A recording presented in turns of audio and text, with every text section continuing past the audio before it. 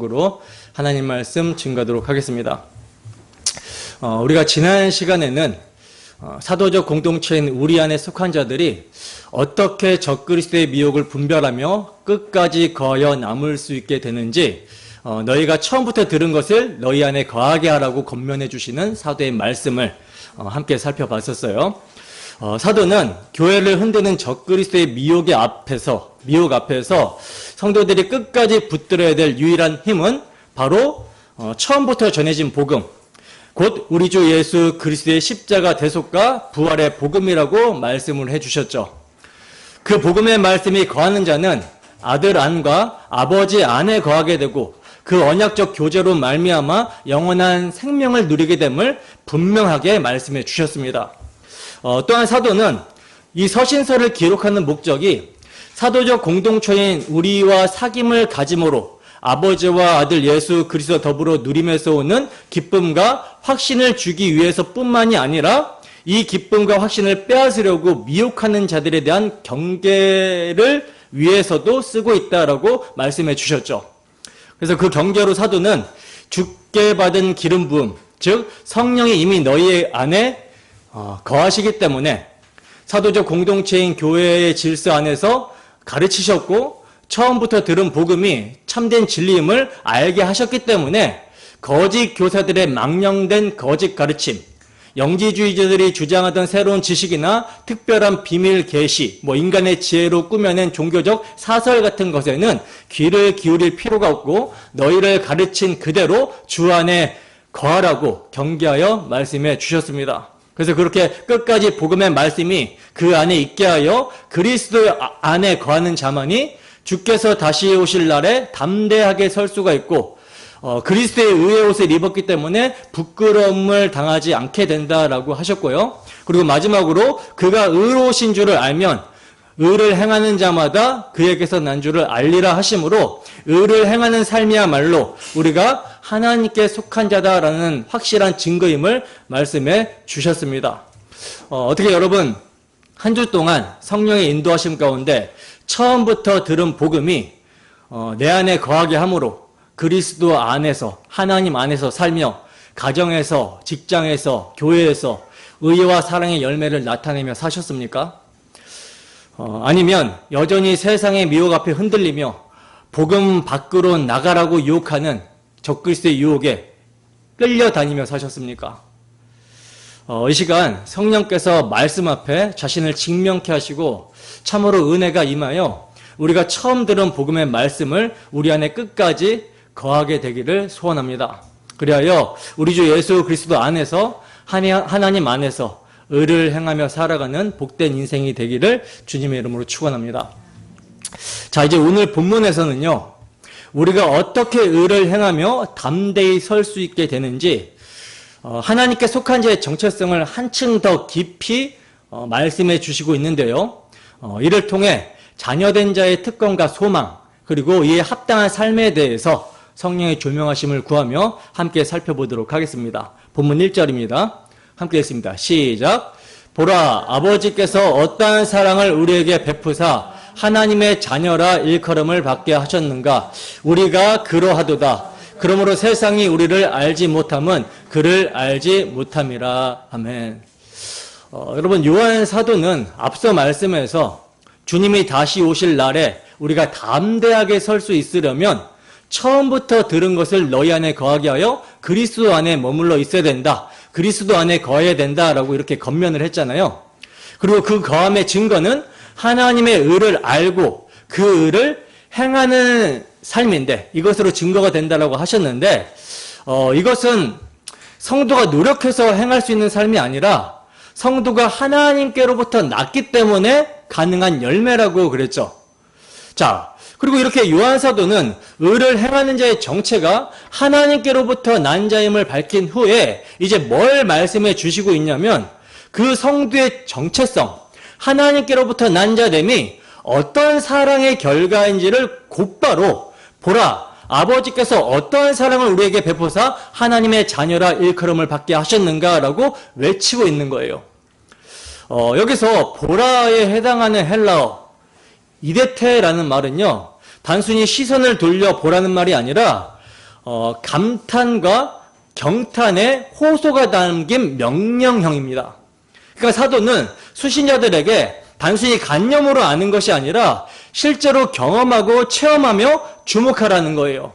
그러니까 우리가 당연하게 여기며 지나칠 수 있는 사실을 다시금 붙잡고 감격해야 된다라고 하는 외침입니다. 자, 그러면 무엇을 보라고 하는 것인가? 바로 아버지께서 어떠한 사랑을 우리에게 주셨는지를 보라는 거예요. 여기서 어떠한 사랑이라고 할 때 어떠한이라는 말이 헬라어로 포타펜이라는 말인데요. 이방에서 온 것, 외국적인 것을 가리키는 말이거든요. 이방에서 온 것, 외국적인 것. 그러니까 요한사도는 하나님의 사랑을 가리켜서 지금 뭐라고 하고 있는 거냐면 우리가 일상에서 경험하는 친근한 사랑과는 전혀 다른 낯설고 신비로운 사랑이라고 선언을 하고 있는 거예요. 여러분, 세상의 사랑을 한번 생각을 해보세요. 세상의 사랑. 선악과 따먹은 죄인들의 사랑은 대부분이 조건적이고 자기 유익을 구하는 사랑입니다. 우리가 흔히 경험하는 사랑을 한번 생각해 보세요. 부모가 자녀를 사랑한다라고 하지만 그 속을 깊이 들여다보면 자식에게 자기 모습을 투영하려고 하는 경우가 굉장히 많습니다. 내가 이루지 못한 꿈을 자식이 대신 이루어주기를 바라고 내가 만족하지 못한 기대를 자식이 대신 채워주기를 원하는 거예요. 그래서 자녀가 부모가 원하는 대학에 들어가고 부모가 바라던 직업을 얻고 부모가 기대한 성취를 보여주어야 비로소 잘했다, 칭찬하고 사랑한다라는 말을 듣는 경우가 얼마나 많습니까? 결국 그 자녀가 부모의 기대에 부응하지 못하게 되면 사랑은 금세 실망과 불평으로 바뀌어버리는 거예요. 이게 바로 세상 사랑의 한계입니다.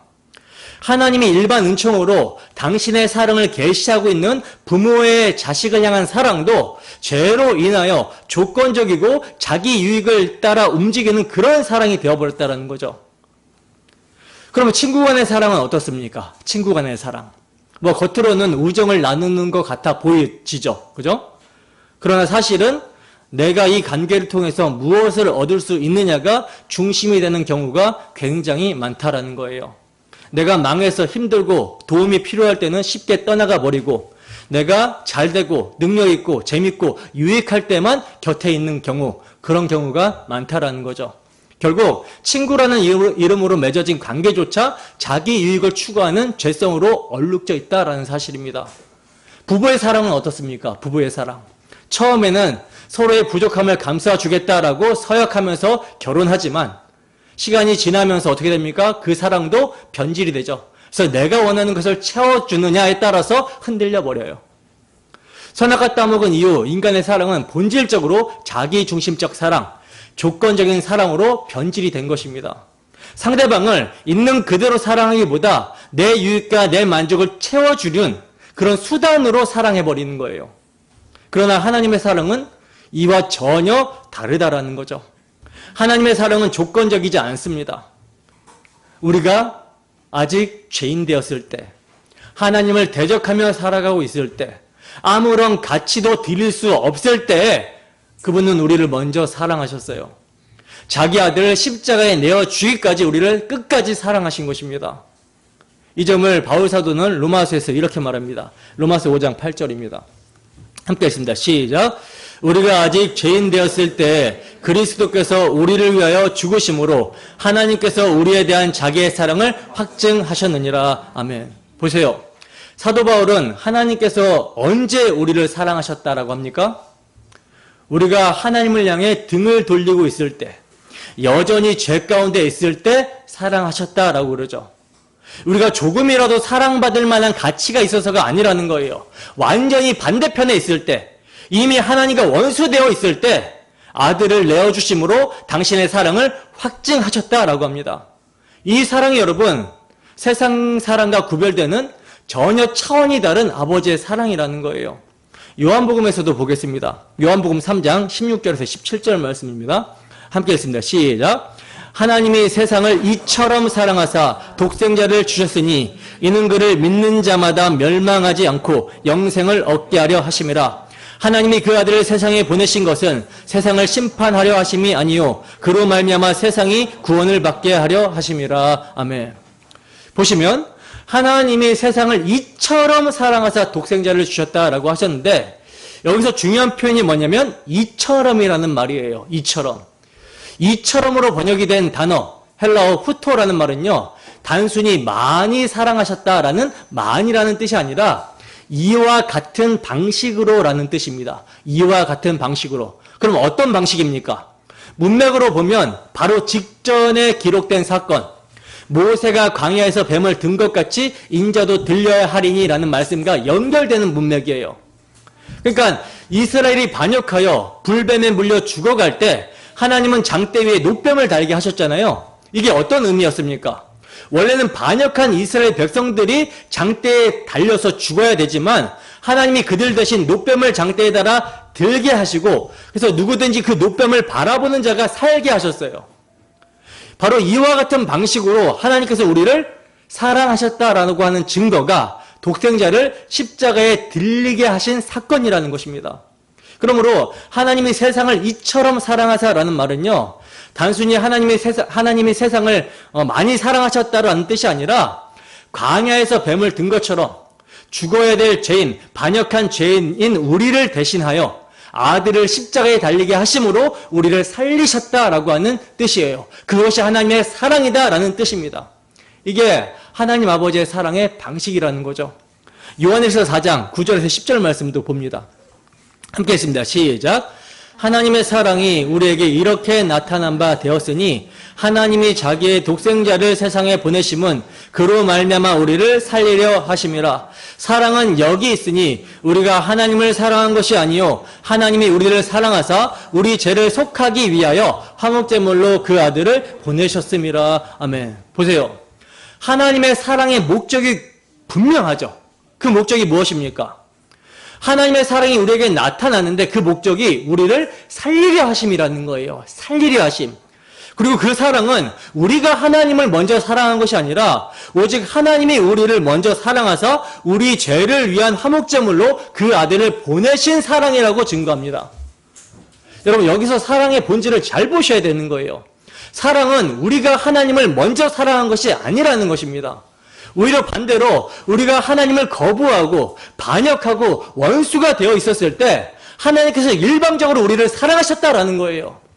그 사랑은 추상적인 말이 아니라 당신의 아들을 실제 역사 가운데 십자가에 내어주심을 통해 그 아들을 피 흘리게 하심을 통해 구체적으로 드러내신 사랑이라는 것입니다.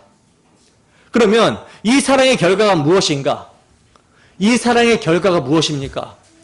하나님의 자녀라 일컬음을 얻게 하셨다라는 거예요. 여기서 자녀라는 말은요. 헬라어로 테크나라는 말인데 이는 단순한 호칭이나 법적 지위가 아니라 실제로 하나님께서 낳으심으로 맺어진 친밀한 관계를 의미합니다. 그러니까 사도 바울이 주로 사용하는 휘오스, 아들이라는 단어가 법적인 양자를 의미하는 말이라면 지금 사도 요한이 말하는 테크나, 자녀라는 말은요. 아버지와 자녀 사이의 실제적이고도 본질적인 관계를 강조하고 있는 단어라는 거예요. 그러므로 우리가 하나님의 자녀가 되었다라는 것은 단순히 부름을 받은 지위가 아니라 실제로 거듭남으로 하나님께서 당신의 말씀으로 낳으심으로 생명을 받은 존재가 되었다라는 그런 뜻입니다. 요한복음 1장 12절에서 13절 말씀을 함께 읽습니다.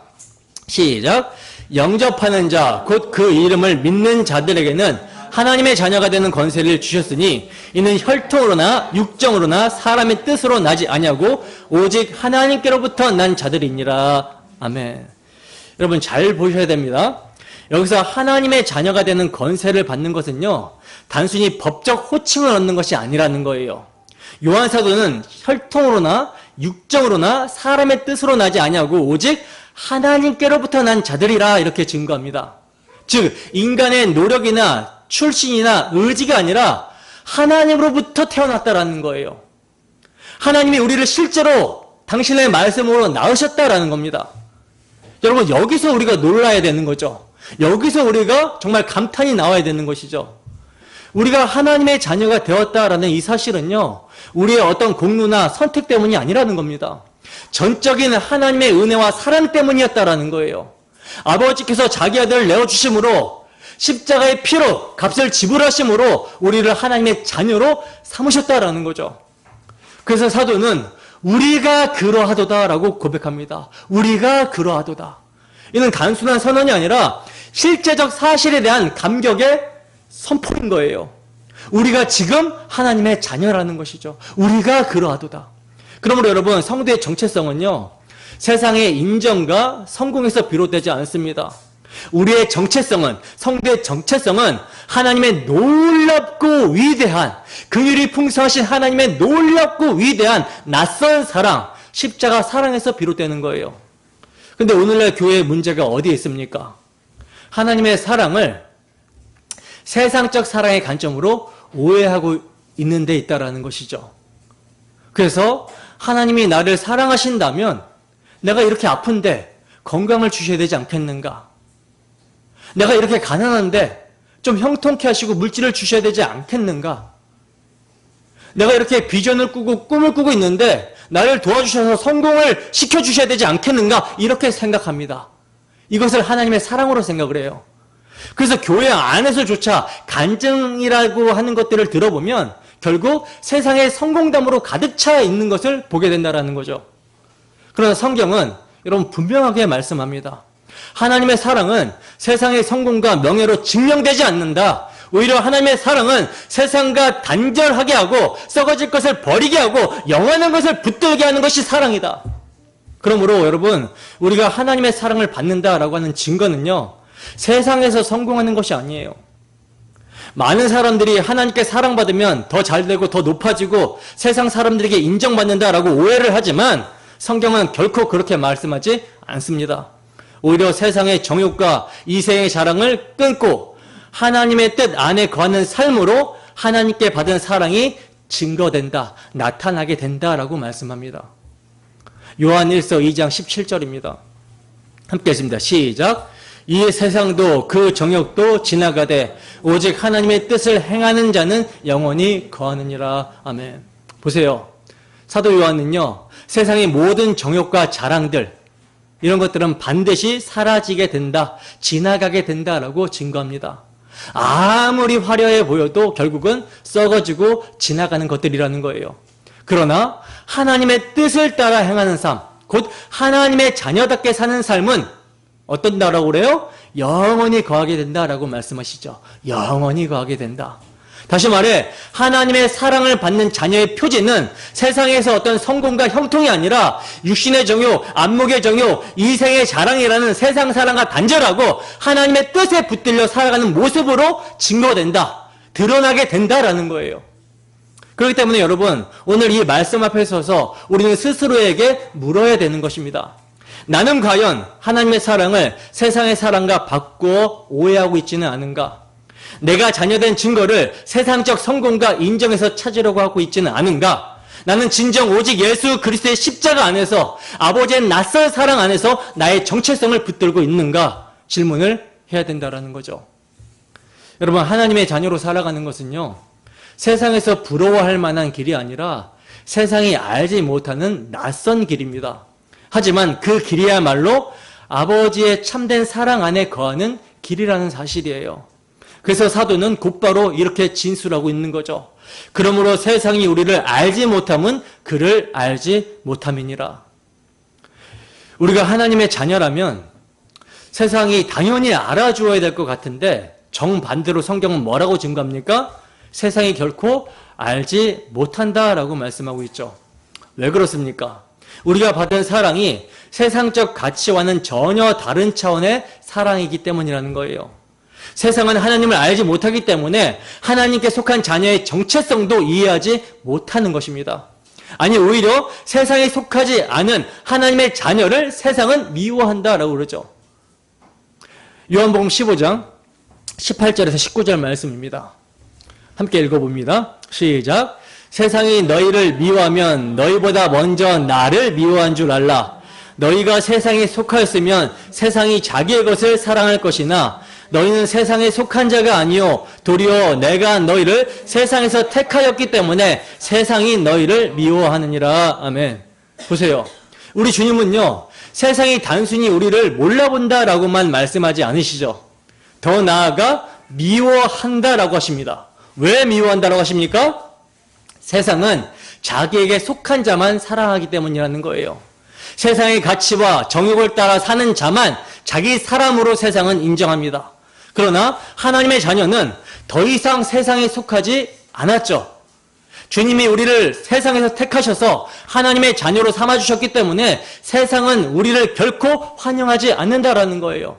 세상은 예수님을 알지 못하기 때문에 미워했고 그 예수님의 생명을 받은 우리도 미워할 수밖에 없는 것입니다. 이 점을 사도 바울도 이렇게 증거합니다. 사도 바울도 동일한 진리를 이렇게 증거하고 있어요. 고린도전서 2장 14절 함께 했습니다. 시작. 육에 속한 사람은 하나님의 성령의 일들을 받지 아니하나니 이는 그것들이 그에게는 어리석게 보임이요 또 그는 그것들을 알 수도 없나니 그러한 일은 영적으로 분별되기 때문이라. 아멘. 보시면 여기서 사도가 말하는 육에 속한 사람은요, 성령으로 거듭나지 않은 사람을 가리키는 거죠. 성령으로 거듭나지 않은 사람, 즉 여전히 죄의 본성 아래 살고 있는 사람, 세상 가치에 묶여있는 사람을 말하는 거예요. 바로 이런 사람에게는요, 하나님의 일, 곧 성령의 역사와 복음의 진리가 전혀 이해가 되지 않는다라는 것입니다. 오히려 그것이 굉장히 어리석고 미련하게만 보이는 거예요. 그러니 세상이 우리를 알지 못하는 것은 너무나도 당연한 것이죠. 성령으로 거듭난 자녀의 삶은 세상의 관점으로는 전혀 해석이 되지 않기 때문입니다. 예를 들어 신앙을 지키기 위해 손해를 감수하는 모습은요, 세상 눈에는 바보처럼 보여져요. 주일에 교회로 모여 예배하기 위해 돈벌이의 기회를 내려놓는 모습도 세상 사람들에게는 전혀 이해가 안 되는 행동입니다. 직장에서 신앙의 원칙을 지키느라 승진의 기회를 놓쳐버리게 되는 것, 가정에서 복음의 가치를 지키느라 불신 가족들에게 미움을 받게 되는 것, 사회에서 정직과 성결을 지키느라 손해를 보는 것 등등 세상은 이러한 모습을 도무지 이해하지 못한다는 거죠. 오히려 세상이 낯설게 여기고 때로는 미워하는 모습이라는 것입니다. 사도 바울이 말한 그대로 영적으로 분별이 되지 않으니 하나님의 자녀의 삶을 도무지 이해할 수 없다라는 것이죠. 그렇지만 성도는 알죠. 성도는 압니다. 이것이 미련한 길이 아니라 아버지의 사랑을 입은 자녀의 참된 정체성이며 미련한 길이 아니라 마땅히 걸어가야 될 길이라는 사실을요. 그래서 요한 사도는 지금 세상이 우리를 알지 못함은 그를 알지 못함이라 이렇게 말씀을 하고 있는 거예요. 여러분, 만약 우리의 신앙생활이 세상 앞에서 인정받으려는 데 초점이 맞추어져 있다면 이것은 신앙생활이 아니라 종교생활을 하고 있는 것이 되는 겁니다. 교회 다니면 더 잘 살게 된다, 예수 믿으면 세상에서 성공한다라는 식의 신앙의 이해는 사도 요한이 말하는 자녀의 정체성과는 전혀 다른 맥락인 것이죠. 하나님의 사랑은요, 세상적 영광을 붙들어주는 사랑이 아니라 오히려 그것을 끊어내고 하늘에 속한 모든 신령한 복, 하늘의 유업을 주시는 사랑입니다. 세상의 눈에는 부족하고 고난 가운데 있는 것처럼 보여져도 바로 그 모습이 아버지의 사랑을 받는 자녀의 길이라는 거죠. 그러므로 성도의 참된 영광은요, 세상의 인정과 칭찬에 있지 않습니다. 오직 아버지의 사랑을 입어 하나님의 자녀가 되었다라는 그 사실 자체가 우리에게 가장 큰 자랑이며 흔들리지 않는 정체성이라는 거예요. 그렇다면 지금은 세상이 우리를 알지 못하고 심지어 미워하며 박해까지 하지만 장차 드러날 우리의 미래는 어떠할까요? 장차 드러날 우리의 미래. 이제 사도 요한은 장차 드러나게 될 우리의 미래의 소망을 이렇게 말씀해 주십니다. 본문 2절입니다. 함께 읽습니다. 시작. 사랑하는 자들아, 우리가 지금은 하나님의 자녀라. 장래에 어떻게 될지는 아직 나타나지 아니하였으나 그가 나타나시면 우리가 그와 같을 줄을 아는 것은 그의 참 모습 그대로 볼 것이기 때문이니. 아멘. 보세요. 사도는 사랑하는 자들아 이렇게 부르고 있어요. 사랑하는 자들아. 앞절에서 사도는 보라 하면서 아버지의 낯선 사랑으로 우리가 하나님의 자녀가 되었다라는 사실을 감탄하며 선포했잖아요. 근데 2절로 넘어오면서 사도는 성도들을 사랑하는 자들아 이렇게 부르고 있어요. 이건요, 단순한 애칭으로 부르고 있는 것이 아니죠. 1절에서 이미 선포한 대로 성도들이 아버지의 놀라운 낯선 사랑을 입어 하나님의 자녀가 된 자들이기 때문에 그 정체성을 다시 한번 호칭으로 불러주고 있는 것입니다. 다시 말해서 사도가 사랑하는 자들아 이렇게 부르는 것은요, 성도들을 향한 사도의 따뜻한 애정 표현일 뿐만이 아니라 그들의 신분을 확인해주는 복음의 선언이라는 거죠. 너희는 지금 하나님의 사랑을 받은 자들이고 하나님의 자녀다라는 사실을 호칭 속에서 담아주고 있는 거예요. 자, 이제 이렇게 사랑하는 자들아 부른 후에 요한 사도는 이렇게 말합니다. 우리가 지금은 하나님의 자녀라. 여러분, 사도가 부르고 있는 사랑하는 자들이 누구라는 겁니까? 지금 이 순간에도 하나님의 자녀로 살아가는 사람들을 말하는 거죠. 여러분, 이게 굉장히 중요한 건데요. 하나님의 자녀됨은요, 죽어서 천국 가는 장래만 확인되는 것이 아니라 이미 지금 현재의 사실이라는 것입니다.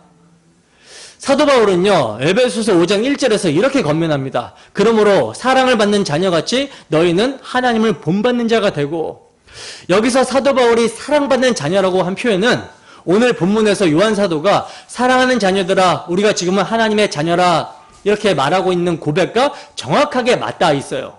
즉 자녀됨은요, 미래의 보상이 아니라 이미 지금 현재 주어진 신분이라는 것입니다. 사도 바울은 성도들을 사랑을 받는 자녀라고 부르면서 단순히 장차받을 영광을 기다리라는 말만 하는 것이 아니라 지금 이 자리에서 이 순간 자녀답게 살라고 권면을 합니다. 그렇기 때문에 자녀됨은 선언적인 신분일 뿐만이 아니라 현재 삶의 기준이 되는 거예요. 자, 그런데 요한 사도는 또 이렇게 말하고 있죠. 장래에 어떻게 될 것은 아직 나타나지 아니하였으나. 여러분, 여기에는요, 종말론적인 긴장이 담겨 있어요. 종말론적인 긴장. 즉 이미 우리는 하나님의 자녀이지만 아직 완성된 모습으로 드러나지 않은 상태라는 것입니다. 그래서 지금 우리는 여전히 죄와 싸우고 연약함을 지닌 채 살아간다라는 거죠. 그래서 때로는 우리가 스스로 자녀된 실감을 느끼지 못할 때가 있고 세상은 더더욱 우리의 참 정체성을 알아보지 못한다라는 거예요. 그러나 그렇다고 해서 우리의 자녀됨이 거짓된 것은 아니라는 거죠. 그래서 사도 요한은 분명하게 말씀합니다. 지금은 감춰져 있지만 장래에 나타날 날이 있다라고 하는 것이죠. 그날이 언제입니까? 주의 재림의 날입니다. 그 날에 하나님의 자녀됨의 실체가 영화롭게 드러나게 될 거라는 거예요. 사도 바울은 이미와 아직의 이 종말론적의 긴장감을 이렇게 증거합니다. 로마서 8장 18절에서 19절 말씀입니다. 함께 읽습니다. 시작. 생각하건대 현재의 고난은 장차 우리에게 나타날 영광과 비교할 수 없도다. 피조물이 고대하는 바는 하나님의 아들들이 나타나는 것이니. 아멘. 자, 보시면 지금 사도 바울은요, 우리의 현실을 뭐라고 지금 말하고 있죠? 우리의 현재 현실을 뭐라고 말하고 있죠? 현재의 고난이라고 규정을 하고 있죠. 현재의 고난. 즉 자녀된 우리가 여전히 세상에서 미움을 받고 고난 가운데 연약함을 겪고 있다라는 거예요. 우리의 현실이 바로 이렇다라는 것입니다. 그러나 사도는 이것이 끝이 아니라고 말하죠. 지금의 고난은 앞으로 우리에게 주어질 영광과는 비교할 수 없다라고 선언을 하고 있어요. 왜냐? 아직 감춰져 있는 하나님의 아들들, 곧 우리 성도들의 참된 정체성이 드러나게 될 날이 있기 때문이라는 것입니다. 물론 지금은 우리가 연약하여 스스로 자녀됨을 실감하지 못할 때가 있고 세상은 우리를 전혀 알지 못합니다. 그러나 주님 다시 오시는 날 우리 안에 이미 심겨진 하나님의 생명이 영화롭게 드러나게 될 거라는 거예요. 사도 바울이 말한 것처럼 모든 피조물조차 그날을 고대하며 기다리고 있다는 것입니다. 그러므로 지금 우리가 겪는 모든 연약함과 고난은 오히려 그날에 드러날 영광의 무게를 더욱 빛나게 해주는 과정일 뿐이라는 거죠. 그렇기 때문에 우리는 낙심할 필요가 있습니까? 없습니까? 전혀 없다라는 사실입니다. 세상에 알아주지 않아도 괜찮다라는 거예요. 나아가 내 안에 여전히 연약함이 남아있어도 흔들리지 말아야 된다는 것입니다. 왜냐하면 성경은 분명히 우리가 지금은 하나님의 자녀라고 말씀하고 있기 때문이라는 거죠. 즉 자녀됨은 이미 현재 사실이라는 거예요. 아직 영화로운 모습은 나타나지 않았지만 그 날에 반드시 나타날 것입니다. 그래서 우리는 믿음으로 지금을 견디며 살아가야 된다는 거죠. 인내하며 살아가야 된다는 거죠. 사도 바울은요, 고린도후서 5장 7절에서 이렇게 말합니다. 이는 우리가 믿음으로 행하고 보는 것으로 하지 아니함이로라. 여러분, 여기서 사도가 말하는 믿음으로 행한다라는 말은요, 단순히 막연히 희망을 붙들고 사는 것을 말하는 것이 아니에요. 하나님께서 이미 그리스도 안에서 우리를 자녀 삼아 주셨다라는 말씀을 붙들고 살아가는 것. 그리고 장차 주님 오실 때 우리가 영화롭게 드러나게 될 것이라는 약속을 붙들고 살아가는 것. 이것을 말하는 것입니다. 반대로 보는 것으로 하지 않는다라는 것은 뭐겠습니까? 지금 눈앞에 보이는 현실, 여전히 연약하고 죄와 싸우는 내 모습, 세상에서 인정받지 못하는 모습만 바라보며 절망하지 않는다라고 하는 그런 뜻이죠. 그렇습니다. 우리의 현실은요, 실패와 눈물투성일 수 있어요. 그러나 바울 사도는 분명히 선언합니다. 우리는 보는 것으로 행하지 않고 믿음으로 행한다. 지금 보이는 현실이 아니라 하나님이 이미 우리에게 주신 말씀을 믿음으로 붙잡고 나아가는 것, 그것이 자녀된 삶이라는 거예요. 따라서 믿음으로 행한다라는 것은요, 하나님의 말씀과 약속이 내 삶의 기준이 되는 것이지 보이는 현실이 기준이 되는 것이 아니라는 겁니다. 여러분, 지금은 우리에게 육체의 연약함이 여전히 남아있고 육체의 소욕이 여전히 남아있고 세상은 우리를 몰라보지만, 그리고 나아가 우리를 미워하지만 말씀은 우리를 하나님의 자녀로 부르고 있고요. 그리고 장차 주님이 나타나실 때 우리의 영화가 드러나게 될 것이라고 약속을 하고 있습니다. 그러므로 우리는 눈에 보이는 현실이 아니라 하나님의 말씀을 믿음으로 오늘을 살아가야 되는 거예요. 여러분, 성도의 삶은 늘 이미와 아직 사이를 살아가는 삶입니다. 이미와 아직. 이미 우리가 자녀로 불림을 받았고 장차 영원롭게 드러날 아직, 그 날을 기다리며 산다라는 거예요. 이 긴장이 여러분 오히려 성도를 더 깨어있게 만들고요, 현재의 신앙을 붙들게 하는 것입니다. 자, 그렇다면 주께서 나타나실 그날 우리의 자녀됨이 어떻게 드러나게 될까요? 사도는요, 그가 나타내심이 되면 우리가 그와 같을 줄을 아는 것은 그의 계신 그대로 볼 것을 인함이니라, 이렇게 말씀합니다. 여기서 그는 누구예요? 예수 그리스도죠. 그러니까 예수 그리스도, 우리 주님이 다시 오셔서 영광 가운데 나타나시게 될 때 성도들도 주님과 같은 형체로 변화될 것이라는 거예요. 이 변화는 단순히 외적인 모습의 변형만을 뜻하는 것이 아니겠죠. 구속사적으로 보면 하나님의 형상이 온전히 회복되는 그날이라는 것입니다. 창세기 1장에서 하나님은 사람을 하나님의 형상으로 지으셨지만 아담의 범죄로 인하여 그 형상이 깨져버렸죠. 그러나 주님의 재림의 날 우리가 그분을 대면하게 되는 순간 그 형상이 온전히 회복되어 영화롭게 된다라고 하는 약속의 말씀입니다. 사도 바울도 동일한 진리를 이렇게 증거하고 있어요. 빌립보서 3장 20절에서 21절 말씀 함께 읽습니다. 시작. 그러나 우리의 시민권은 하늘에 있는지라 거기로부터 구원하는 자 곧 주 예수 그리스도를 기다리노니 그는 만물을 자기에게 복종하게 하실 수 있는 자의 역사로 우리의 낮은 몸을 자기 영광의 몸의 형체와 같이 변하게 하시리라. 아멘. 보세요. 여기서 사도가 말씀하고 있는 시민권이란 단어는요, 단순히 소속을 뜻하는 것이 아닙니다. 로마 시민권이 그 시대의 가장 큰 특권이었던 것처럼 성도의 참된 시민권은 하늘에 있다라는 것을 말씀해주고 있는 거예요. 그러니까 우리의 정체성은 세상의 국적이나 신분에 있지 않고 이미 하늘에 속해 있다라는 거죠. 그래서 성도의 시선은 땅의 일을 붙드는 데 있어서는 결코 안 되는 것이고 하늘로부터 오실 주님을 기다리는 데 있어야 된다라는 것입니다. 그리고 사도는요, 그분이 오실 때 뭐라고 말씀합니까? 우리의 낮은 몸을 자기 영광의 몸의 형체와 같이 변하게 하실 것이라고 말씀하고 있죠. 여러분, 여기서 낮은 몸이란 무엇을 의미합니까? 낮은 몸. 죄와 연약한 가운데 쇠퇴해가고 있는 우리의 현재의 몸을 말하는 거죠. 병들고 늙고 결국 죽음으로, 흙으로 돌아가는 이 몸. 근데 사도는 주님께서 바로 이 낮은 몸을 버려버리시는 것이 아니라 부활의 영광스러운 몸으로 변모시켜 주신다라고 하시는 거예요.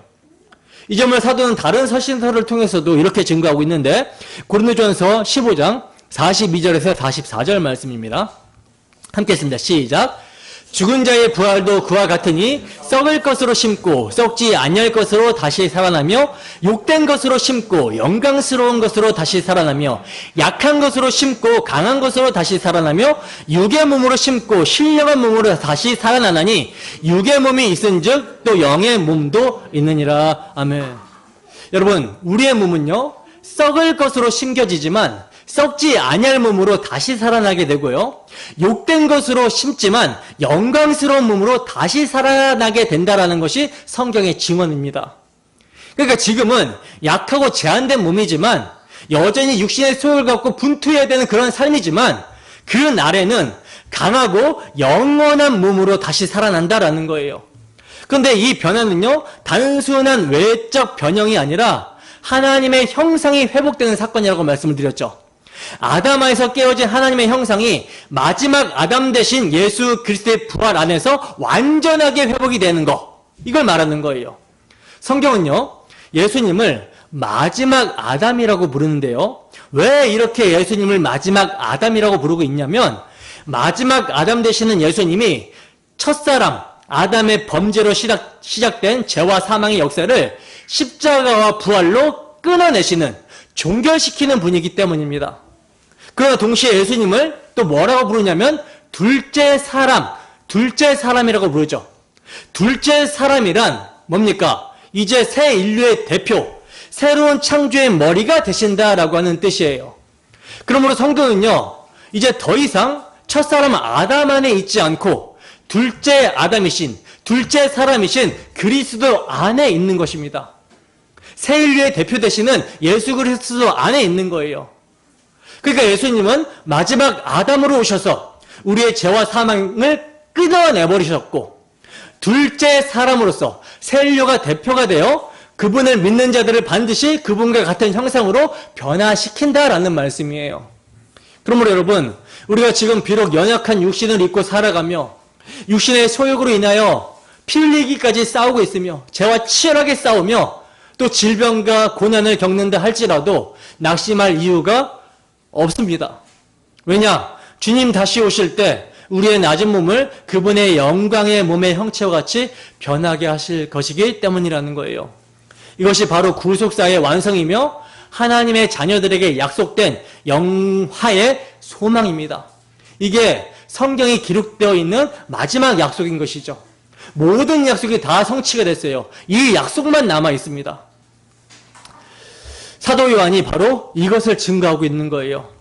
예수님이 재림하시게 되면, 다시 오시게 되면 우리 또한 그의 영화로운 몸과 같이 변하게 되는 것, 이것은 진리이고 우리의 소망인 것입니다. 자, 근데 여러분, 주님이 다시 나타나실 때, 주님 재림하실 때 우리의 몸이 영화로운 몸으로 변하게 되는 것보다 훨씬 더 주목해야 되는 것이 뭔지 아십니까? 훨씬 더 우리가 주목해야 되는 것, 그것이 뭔지 아십니까? 그것은 바로 그의 계신 그대로 볼 것이다 라고 하는 사도의 증언이에요. 이 말씀은 단순히 눈으로 보는 시각적 경험을 말하는 것이 아니죠. 성경에서 여러분 하나님을 본다라는 것은요, 곧 하나님과의 친밀한 교제와 존재적 연합을 뜻합니다. 그러니까 주님을 대면하는 순간 우리는 그분의 영광을 단순히 바라볼 뿐만이 아니라 그분의 영광에 동참하게 된다는 사실이에요. 사도 바울도요 이 점을 이렇게 증거합니다. 고린도후서 3장 18절 말씀 함께 했습니다. 시작. 우리가 다 수건을 벗은 얼굴로 거울을 보는 것 같이 주의 영광을 보매 그와 같은 형상으로 변하여 영광에서 영광에 이르니 곧 주의 영으로 말미암음이니라. 아멘. 자, 여기서 사도 바울이 말하고 있는 수건을 벗은 얼굴은요, 출애굽기 34장을 배경으로 하시는 말씀인데, 모세가 시내산에서 율법을 받고 내려왔을 때 그의 얼굴에 하나님의 영광이 비추어지고 있었어요. 근데 이스라엘 백성들이 그 영광을 직시하지 못했기 때문에 모세는 얼굴을 수건으로 가려야 됐다라는 거죠. 이게 율법 시대의 한계입니다. 하나님을 온전히 알지도 못하고 그 영광을 끝까지 바라볼 수도 없었던 시대였던 거예요. 그러니까 모형과 그림자와 예표의 시대였다라는 거죠. 그러나 이제는 예수 그리스도 안에서 그 수건이 벗겨졌습니다. 성령 안에서 우리는 더 이상 가려진 상태가 아니라 주의 영광을 대면한 자가 되었다라는 거예요. 그래서 사도는 우리가 다 수건을 벗은 얼굴로 거울을 보는 것 같이 주의 영광을 본다라고 말씀하고 있는 것입니다. 그러나 여러분, 지금 우리가 주의 영광을 완전히 직접적으로 보는 것은 아니죠.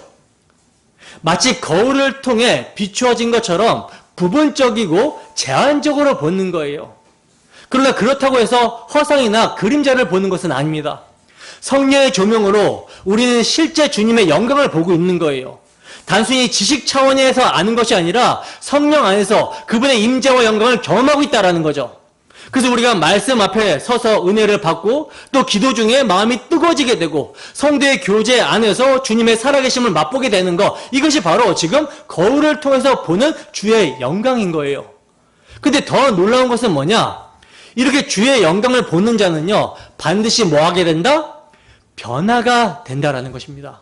변화되게 된다라는 거예요. 그래서 사도 바울은 이렇게 말하는 거죠. 그와 같은 형상으로 변화하게 된다. 여러분, 이 변화는 겉모습이 바뀌는 게 아니에요. 내적 본질이 주님의 형상을 닮아가게 변한다라는 것입니다. 범죄한 아담 안에서 깨어진 하나님의 형상이 이제 성령의 역사를 통해서, 내주하신 성령의 역사를 통해서 점점 회복되어 간다라는 거죠. 그래서 성령 안에서 말씀을 붙잡을 때 내 마음과 생각이 점점 주님의 성품을 닮아가게 되고 나의 말과 행동이 주님의 형상을 닮아가게 되는 것입니다. 나아가 사도 바울은요, 영광에서 영광에 이르게 된다라고 말씀하고 있죠. 무슨 말이냐? 이것은 단번에 끝나는 일이 아니라는 거예요. 성도의 삶은요, 한 번의 변화로 완성이 되는 것이 아니라 계속되는 변화의 과정이라는 것이죠. 성령께서 우리를 조금씩, 그러나 분명하게 더 깊은 영광으로 이끌어 가신다라는 것입니다. 지금은 연약하고 부족한 모습이 남아있어도 성령의 손에 붙들린 자는요, 반드시 점점 더 주님의 영광을 닮아가게 되는 거예요. 그리고 궁극적으로는 주님 다시 오시는 날, 그날 이 변화는 완성에 이르게 된다라는 것입니다. 그러니까 지금은 성화의 과정이지만 그 날에는 영화의 실체로 드러나게 된다라는 거예요. 근데 여러분, 이 모든 변화의 주체가 누구라고 합니까? 우리라고 합니까? 우리 보러 성화해보라고 합니까? 아니죠. 곧 주의 영으로 말미암음이라, 이렇게 말씀합니다. 그렇습니다. 우리가 열심히 애쓴 결과가 아니라 성령으로, 전적으로 성령의 역사라는 거예요. 성령께서 우리 안에 내주하시며 복음의 말씀과 교훈으로 날마다 주님의 형상으로 빚어가신다라는 거죠. 우리 안에 착한 일을 시작하신 이가 주 예수의 날까지 이르게 하신다라는 거죠. 바로 이 진리를 오늘 본문에서 요한 사도가 말씀하고 있는 거예요. 지금은 우리가 하나님의 자녀이지만 장래에 어떻게 될지는 아직 나타나지 않았다. 그러나 분명한 사실이 하나 있는데 그게 뭐냐면 주님이 나타나실 그날 그의 계신 그대로 보게 될 것이다. 여러분, 지금은 우리가 성령 안에서 부분적으로만 그 영광을 체험합니다. 예배 가운데, 말씀 가운데, 기도 가운데 우리는 주님의 영광을 맛보고 그 영광을 닮아가고 있어요. 하지만 그 날에는, 주 예수님 다시 오시는 그 날에는 더 이상 거울을 통해 희미하게 보는 것이 아닙니다. 그에 계신 그대로 직접 대면하게 되는 거예요. 이것이 바로 성도의 장래의 소망인 것이죠. 세상은 우리를 알아주지 않고 지금 우리의 모습은 여전히 연약하고 감추어져 있지만, 우리의 생명이 감추어져 있지만 주님 나타나실 때 우리도 주와 같이 될 것입니다. 그러므로 신자는 세상 앞에서 당장의 영광을 구하는 자가 아니라 장차 드러날 영광을 바라보며 사는 자들이라는 거예요. 지금은 보이지 않지만 반드시 나타날 것을 믿음으로 기다리며 인내하며 사는 것입니다. 그렇다면 그 소망을 품은 자는 이 땅에서 어떻게 살아가야 되겠습니까? 사도는 이 소망을 품은 자가 어떻게 살아가야 되는지 이제 이렇게 증거합니다. 본문 3절입니다. 함께 읽습니다. 시작. 주를 향하여 이 소망을 가진 자마다 그의 깨끗하심과 같이 자기를 깨끗하게 하느니라. 아멘. 보세요. 이제 주님을 대면할 그날의 그 영광스러운 소망을 품은 성도가 지금은 어떻게 살아가야 되는지에 대해서 사도는 뭐라고 말씀하고 있죠? 주를 향하여 이 소망을 가진 자마다 그의 깨끗하심 같이 자기를 깨끗하게 하느니라. 이렇게 말씀하고 있죠. 여러분, 성경에서 소망은요, 반드시 이루어질 일에 대한 믿음으로 인한 거예요. 그러니까 단순히 마음속의 기대나 막연한 바람이 아니라는 겁니다. 반드시 이루어질 하나님의 약속을 믿는 믿음에서 바라는 소망은요, 현재의 삶을 변화시키는 능력이라는 거예요. 그러니까 예수님의 십자가로 말미암아 장차 영화롭게 될 것이라는 하나님의 약속을 믿는 사람은 지금 이 자리에서 자기 자신을 정결하게 하는 삶을 살아가게 된다라는 말씀입니다. 그런데 여기서 중요한 것은요, 이 정결함이, 자기를 깨끗하게 하는 이 정결함이 우리의 힘으로 이루어지는 것이 아니라는 점이죠. 이미 요한 사도는요, 앞에서 분명히 선포했어요. 그 아들 예수의 피가 우리를 모든 죄에서 깨끗하게 하실 것이요. 살아계신 하나님의 아들의 그 피 흘리심으로 말미암는 성령의 역사가 우리의 양심을 새롭게 함을 통해서 뭐 한다고 합니까? 살아계신 하나님을 섬기게 한다라고 히브리서 기자는 증거하고 있죠. 여러분, 우리가 거룩하게 되는 길은요, 나의 노력이나 나의 열심으로 되어지는 것이 아닙니다. 오직 예수 그리스도의 피 안에 거할 때 성령께서 우리 안에 역사하셔서 우리 양심을 새롭게 하셔서 자녀다운 삶으로 빚어가시는 거예요. 그래서 성도의 성결은 자기 힘으로 애써 쌓는 도덕적 경건이 아니라 십자가 대속의 피의 능력에 붙들린 거룩입니다. 사도 바울도 이 점을 이렇게 증거합니다. 디도서 2장 11절에서 13절 말씀입니다. 함께 읽습니다. 시작. 모든 사람에게 구원을 주시는 하나님의 은혜가 나타나 우리를 양육하시되 경건하지 않은 것과 이 세상 정욕을 다 버리고 신중함과 의로움과 경건함으로 이 세상에 살고 복스러운 소망과 우리의 크신 하나님 구주 예수 그리스도의 영광이 나타나심을 기다리게 하셨으니. 아멘. 보세요. 모든 사람에게 구원을 주시는 하나님의 은혜가 나타나게 되면 그 나타난 은혜는요, 반드시 성도의 삶을 변화시킵니다. 그 나타난 은혜가 우리를 훈련하여 세상의 정욕을 버리게 하고 경건과 의와 소망 가운데 살게 한다는 거예요. 따라서 주님의 재림의 소망을 붙든 자는요, 반드시 성결의 삶을 살아가게 되는 것입니다. 그러므로 여러분, 아버지의 낯선 사랑을 받은 자녀라면 세상의 정욕과 이생의 자랑을 버리고 그리스도의 피 안에 거해야 되는 거예요. 그리스도께서 흘리신 피 안에, 그 대속의 피 안에 거해야 되는 것입니다. 우리의 언어와 행동, 우리의 가정과 직장, 우리의 예배와 일상에서 우리는 거룩을 추구해야 되는 거예요. 그 피 안에 있는 것이 거룩입니다. 그 피를 믿음으로, 사랑으로 역사하는 믿음에 의해서 살아가는 것, 그 삶이 거룩한 삶입니다. 세상은 그것을 미련하게 보고 손해라고 말하겠지만 그것이 바로 소망의 증거고요, 자녀된 자의 삶이라는 거예요. 믿음의 눈으로 장차 나타날 영광을 바라보며 우리를 정결케 하고 깨끗게 하는 그리스도의 피만을 의지하여 오늘을 깨끗하게 살아내는 것, 이것이야말로 하나님의 사랑을 받은 자의 증거입니다. 길이라는 거예요. 여러분, 혹시 우리의 신앙이 막연한 기대에 머물러 있지는 않습니까? 언젠가 잘 되겠지 하는 추상적인 희망에 그치고 있지는 않습니까? 성경이 말하는 소망은요, 추상적인 것이 아니에요. 실제적인 것입니다. 실제 우리가 믿는다면 그 믿음이 삶에서 드러나게 되고 역사한다라는 거죠. 오늘의 삶을 성결하게 만드는 실제적인 능력이 복음의 능력입니다. 복음을 소망하는 자의 삶에서 나타나게 되는 모습이라는 거죠.